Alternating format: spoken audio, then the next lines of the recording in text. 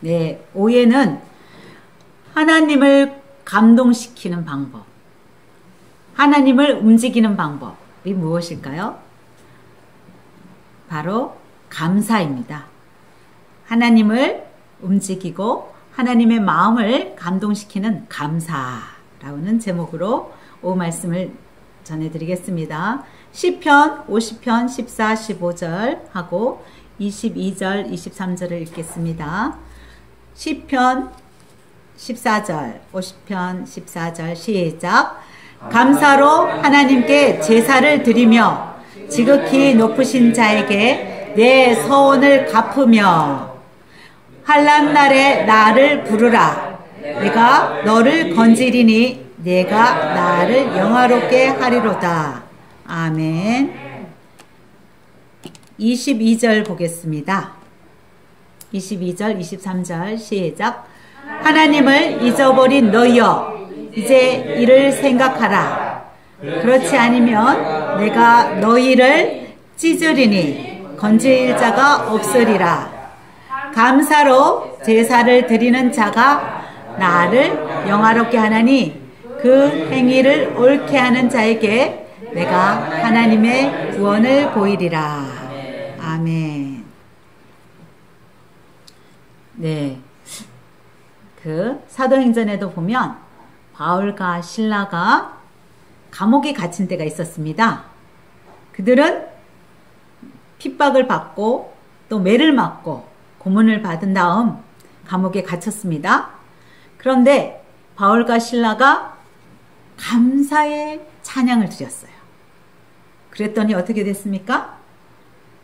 천지가 진동하더니 막 땅이 흔들려고 그 굳게 닫혀있던 쇠문이 팍 열린 거예요. 쇠사슬이 끊긴 거예요.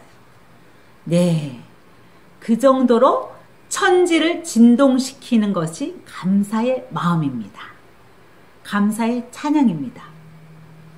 여기 22절 봤더니 하나님을 잊어버린 자여, 하나님을 잊어버린 너희여 하고 말합니다. 하나님의 은혜를 잊어버린 너희 꾸짖고 있습니다. 하나님께서 40년 광야 생활에 하나님께서는 구름 기둥, 불 기둥, 또 메추라기와 만나를 먹이셨습니다. 물이 없을 때 바위를 쳐서 생수가 나오게 하셔서 물도 먹이셨습니다. 그런데 그 은혜를 잊어버리고 어떻게 했습니까? 불평했어요. 원망했어요. 그리고 금송아지를 만들었습니다. 하나님의 교훈을 멀리하고 하나님의 말씀도 잊어버리고 하나님이 주신 그 많은 은혜를 깡그리 잊어버린 거예요. 무시한 겁니다. 그래서 하나님께서 노하셔서 하시는 말씀이 너희가 나를 찾을지라도 내가 너희를 찢어버리니 너희를 찢어버릴 때 건질 자가 없으리라 하십니다.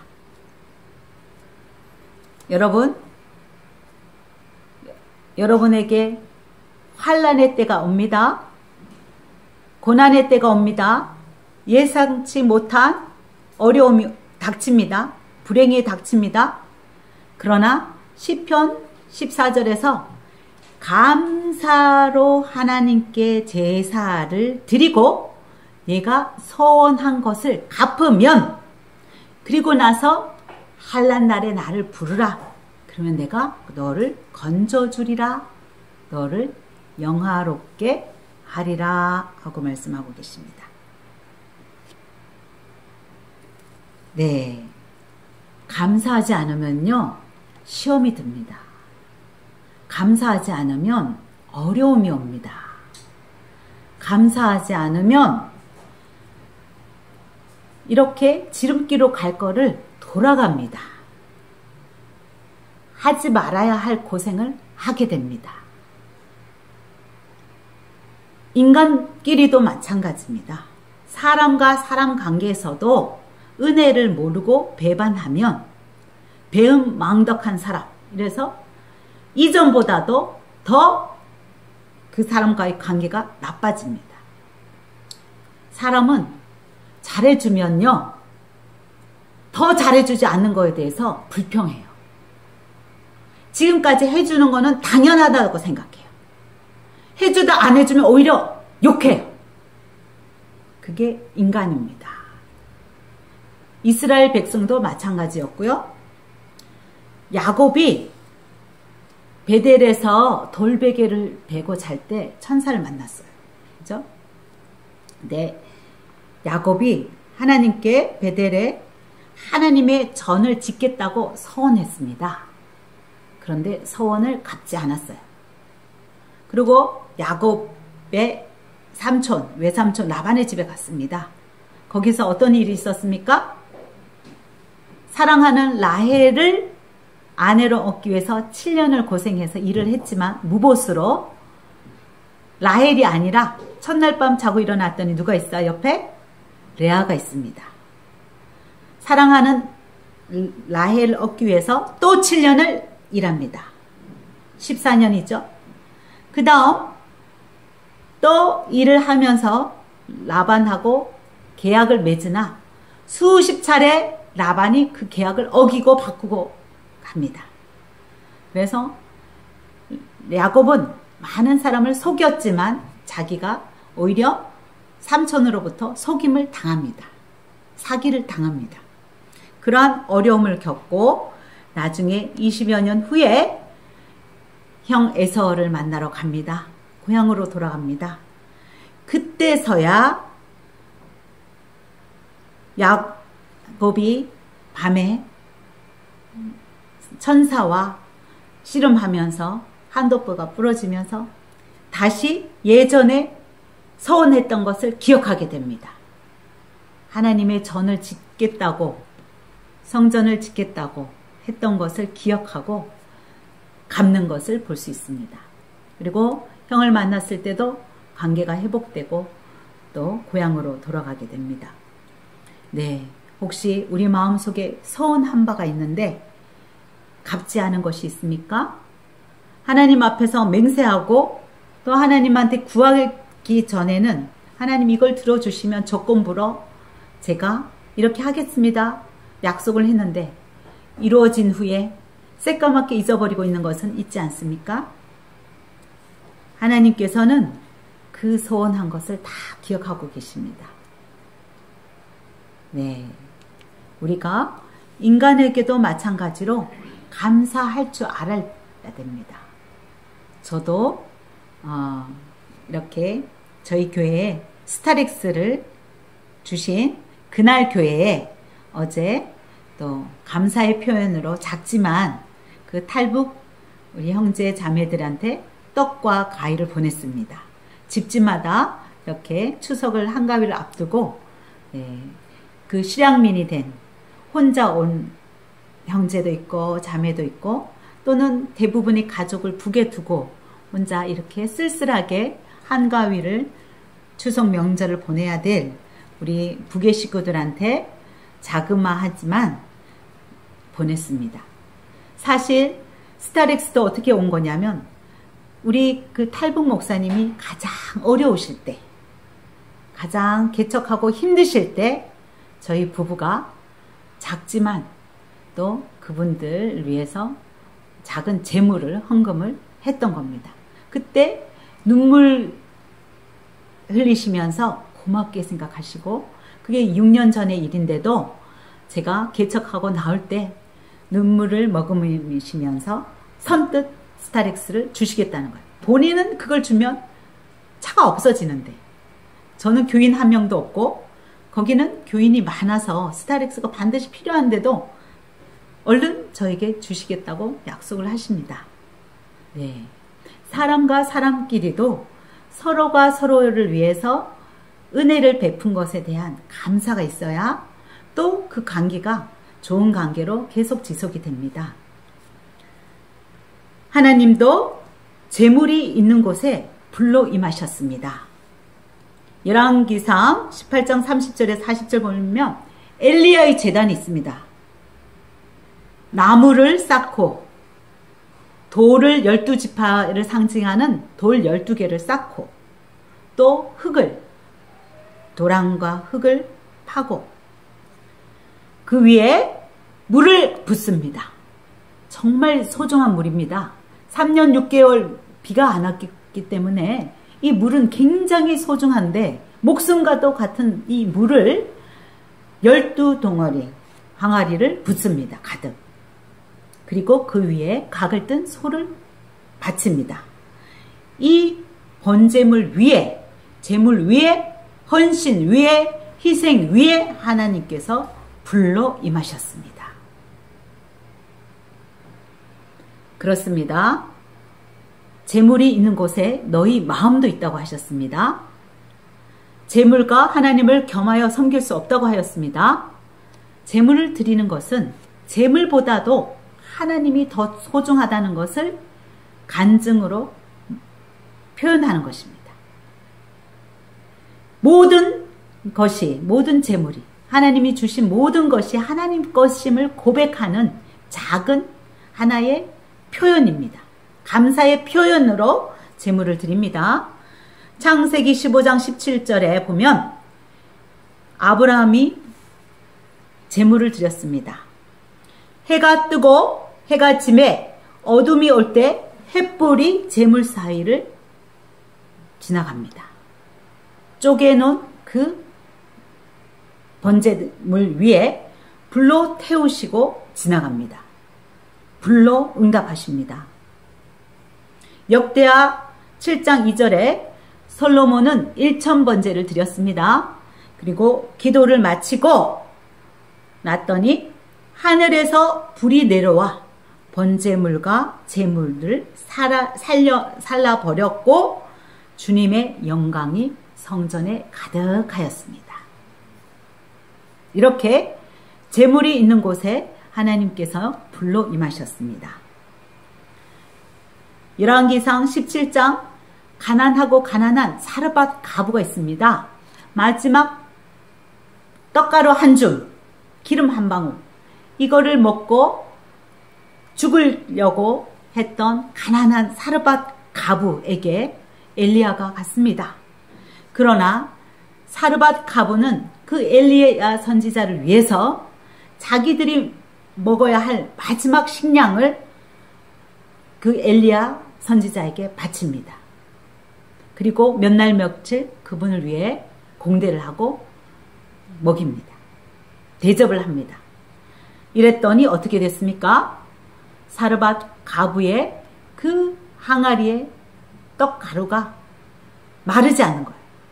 끊어지지 않는 거예요. 기름 항아리가 끊이지 않는 거예요. 마르지 않습니다. 이러한 축복을 하나님이 주셨습니다. 네, 이렇게 하나님께 감사할 줄 알고 하나님께 신앙의 고백으로서 작은 표현으로서 제물을 하나님께 드렸을 때 하나님께서는 불로 임하셨습니다.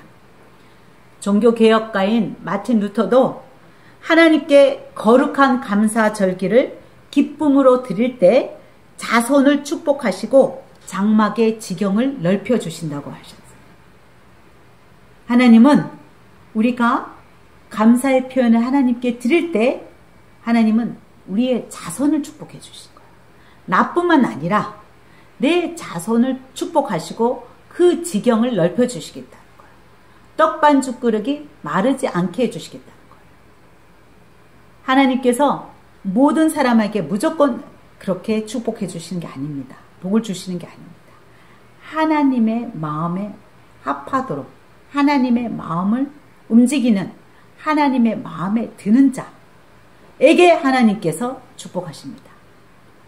부모도 마찬가지잖아요. 똑같은 자식이 똑같습니까? 물론 문제 일으키는 자식, 가출하는 자식, 문제아도 내 자식입니다. 왼수 같은 자식도 내 자식입니다.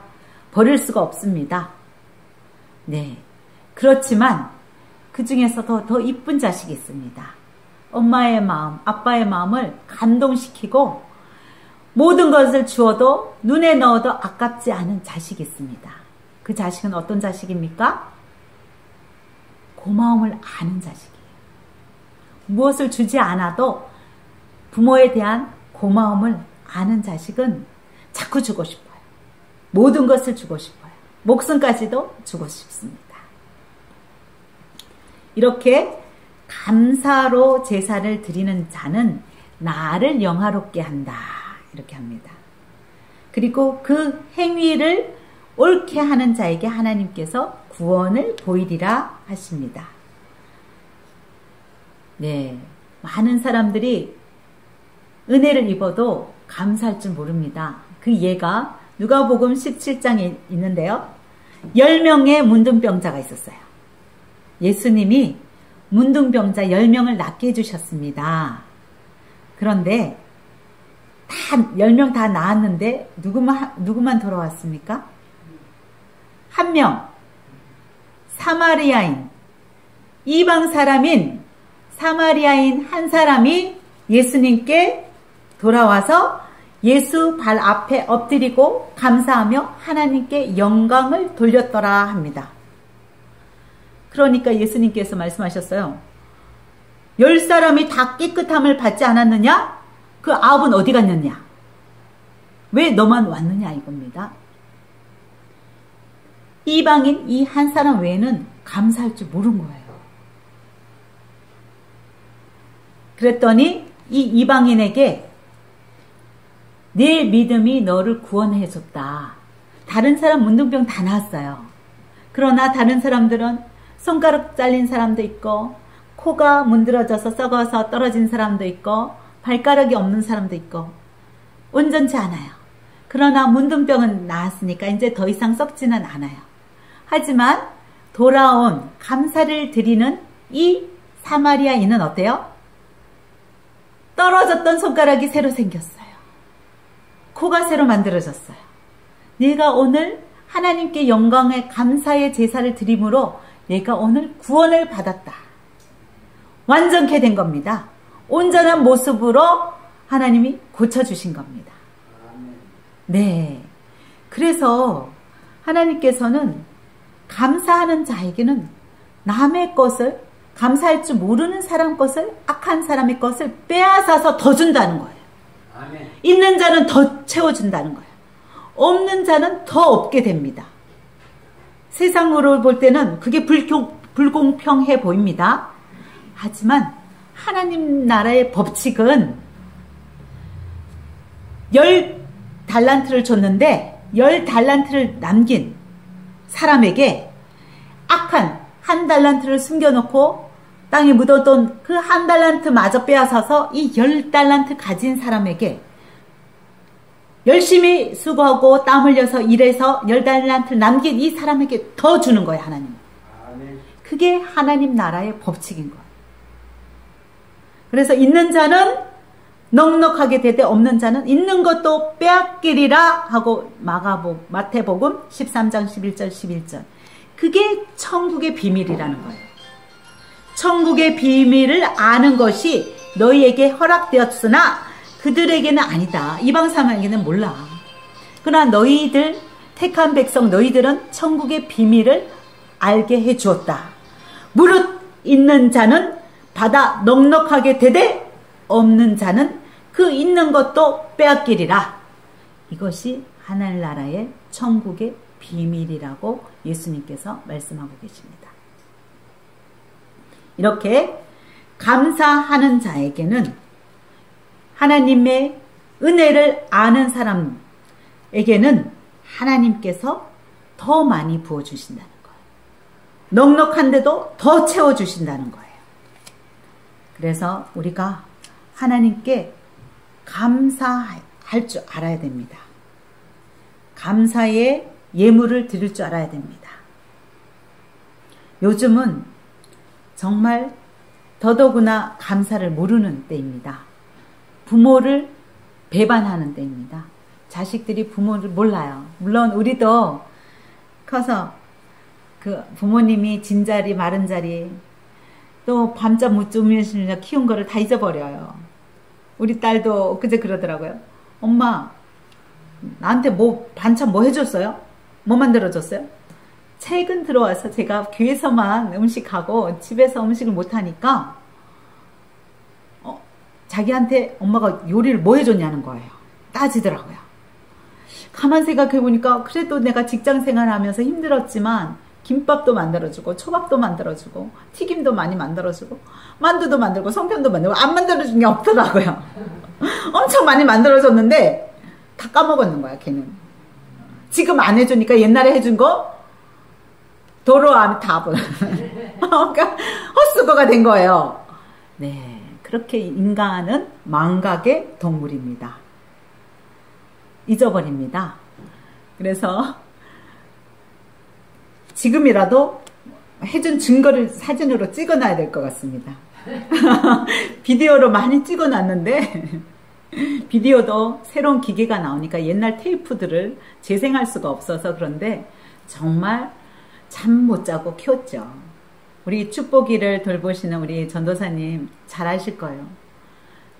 잠도 못 자고 이 아이를 위해서 어른 몇 명이 매달리는 겁니까? 몸살이 다 났습니다. 아빠도 몸살, 엄마도 몸살, 할머니도 몸살 났습니다. 조그만 아이 한 명 때문에 몇 킬로, 5킬로도 안 되는 이 아이 한 명 때문에 온 가족이 몸살이 날 정도로 사랑을 쏟고 수고하고 땀 흘리고 잠을 못 잡니다. 그런데 그 아이를 키워놨더니 커서 뭐라고 하는 거예요? 혼자 큰 줄 알아요. 네, 자기 스스로 큰 줄 압니다. 바로 우리가 하나님 앞에 그렇습니다. 하나님이 주신 거 그렇게 많은데 심지어 그 외아들 예수 그리스도까지도 이 땅에 육신을 사람으로 보내셔서 우리 대신 십자가에 못 박혀 죽으시게 대속물로 번제물로 드렸습니다. 여러분은 감사할 줄 그렇게 하실 수 있습니까? 아브라함은 이삭을 드렸습니다. 이삭을 바칠 믿음이 있었던 거예요. 하나님께 그 은혜가 감사하여 이삭을 외아들 100세 때 낳은 그 사랑하는 아들을 번제단에 올려놓고 하나님께 드리려고 했습니다. 네, 우리는 감사할 줄 알아야 됩니다. 물론 있을 때, 형통할 때, 넉넉할 때, 잘 될 때 감사하는 것은 쉽습니다. 그러나 죽을 병이 들었을 때, 모든 재산이 날아갔을 때, 욥처럼 하루아침에 그 많은 아들들이 다 죽고 아들, 딸 죽고 그랬을 때 여러분 감사할 수 있습니까? 욥은 주신 것도 하나님이요, 가져가신 것도 하나님이요, 나는 빈손으로 왔으니 아무것도 없었다는 겁니다. 그러면서 불평 원망하지 않았습니다. 이러한 욥의 믿음 우리는 가질 수 있습니까? 궁핍과 고통 중에서도 하나님께 감사드리는 자는 가난도 질병도 쫓아내는 힘이 있대요. 바로 감사가 질병도 쫓아내고 가난도 쫓아내서 오히려 큰 복을 받게 된다고 성 어거스틴은 말하고 있습니다. 여러분이 진정 행복하고 싶습니까? 진정 행복하고 싶으면 탐심, 이기심을 버리고 하나님께 감사하라고 합니다. 좋을 때뿐만 아니라 고통받을 때, 상황이 나쁠 때, 병들었을 때도 감사하라고 합니다. 그렇게 감사하면요, 불평하지 않으면, 불만하지 않으면 오히려 감사의 찬양을 드리면 모든 일이 합력해서 유익하게 되는 형통의 복이 오고 질병도 떠나가고 가난도 떠나갑니다. 하는 일마다 잘 됩니다. 감사하고 기뻐하라. 그것만이 탐욕과 마귀의 유혹을 이길 수 있는 길이다 하고 철로 역정을 지었던 존 버넌이 말하고 있습니다. 여러분, 예수를 나의 구주 삼고 찬양 잘 아시죠? 예수를 나의 구주 삼고 지었던 크로스비는 6살 때 눈에 종기만한 좁쌀만한 종기, 있었어요. 근데 약을 발랐는데 그 약 때문에 실명이 됐습니다. 장님이 되었는데도요, 감사했습니다. 그는 95세까지 살면서 8,000개의 감사 찬양을 지었습니다. 그 찬송가 중에 우리 찬송가의 책에 실려있는 것이 24가지가 됩니다.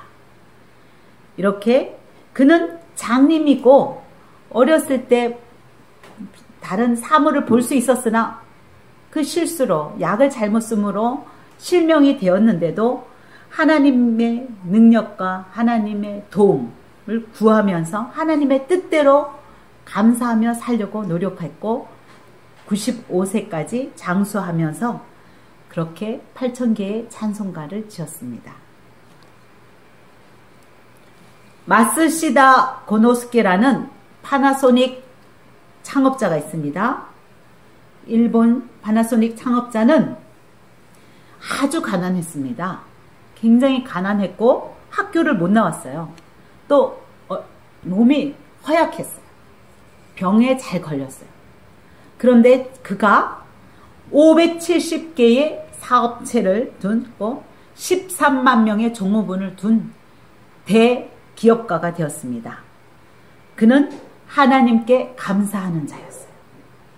오히려 하나님께 환경을 원망 불평하기는커녕 부정적으로 탄식하기는커녕 항상 기뻐했어요. 쉬지 않고 기도했어요. 그러면서 자기의 가난, 허약한 몸, 못 배운 것을 하나님께 감사했습니다. 내가 가난하기 때문에 내가 더 열심히 살아야지. 이러면서 자전거 점원으로, 자전거 대여점의 점원으로 일하면서 부지런히 성실히 새벽같이 일어나서 성실하게 일했고요. 허약한 몸을 타고났기 때문에 건강을 더 열심히 챙기려고 해서 장수하였습니다. 그는 못 배웠습니다.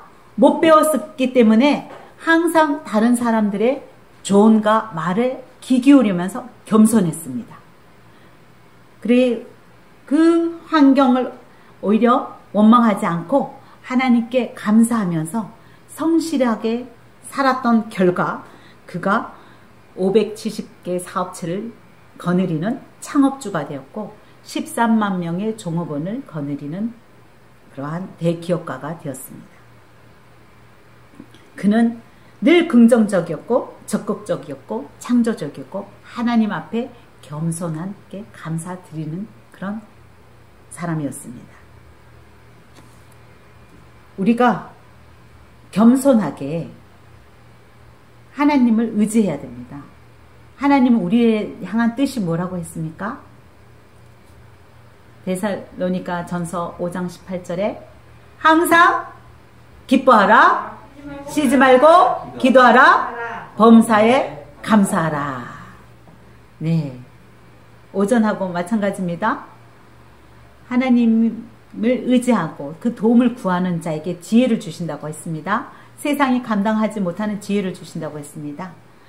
마찬가지로 감사하고 기뻐하는 자에게 하나님은 모든 탐욕, 마귀 유혹을 이길 수 있는 힘을 주신다고 했습니다.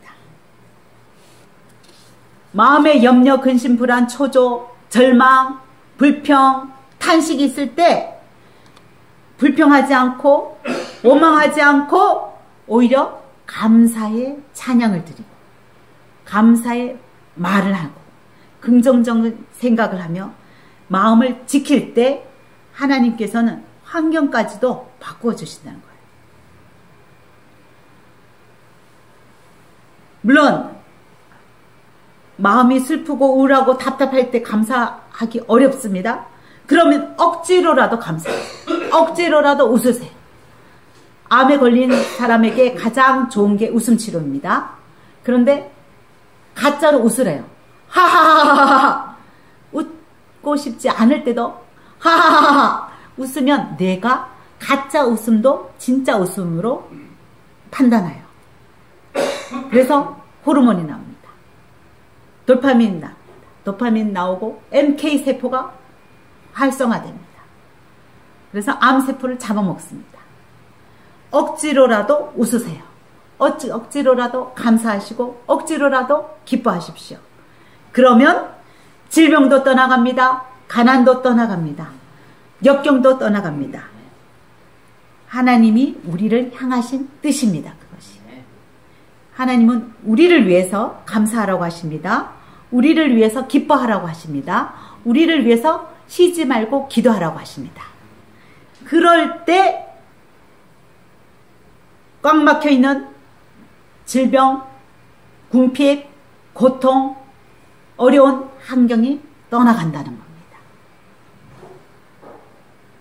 가난도 떠나가고 모든 울음과 슬픔이 떠나갑니다.